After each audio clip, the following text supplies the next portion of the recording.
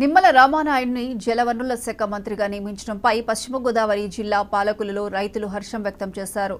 Sir Arthur cotton విగ్రహం దగ్గర సంబరాలు చేసుకున్నారు. ఈ సందర్భంగా మాజీ ఎమ్మెల్సీ అంగర రామ్మోహన్ మాట్లాడుతూ రైతుల సమస్యలపై అవగాహన ఉన్న రామానాయుడిని జలవనరుల శాఖ మంత్రిగా నియమించడం రాష్ట్ర అభివృద్ధికి తార్కాణమని అన్నారు. టీడీపీ హయాంలో పోలవరం ప్రాజెక్టు పూర్తి చేస్తారని అంగర ఆశాభావం వ్యక్తం చేశారు.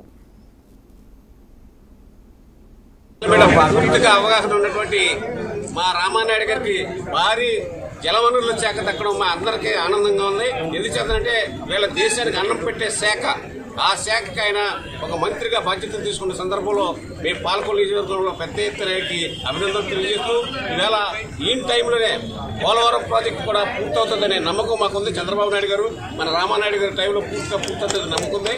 ఈవేళ రైతుగా కష్ట సుఖాలన్నీ తెలుసు కనుక మరింత రైతులకు చేరువుగా ఈ శాఖని ఆయన ప్రతిష్టంగా చేస్తారు, రైతులందరినీ కూడా ఆకర్షిస్తారు అనే నమ్మకంతో చంద్రబాబు గారు ఆ శాఖ కూడా మా అందరికీ కూడా ఆనందం కలిగింది. భవిష్యత్తులో రైతుల యొక్క కష్టాల్ని తీస్తాడనే నమ్మకం రామానాయుడు మీద ఉంది.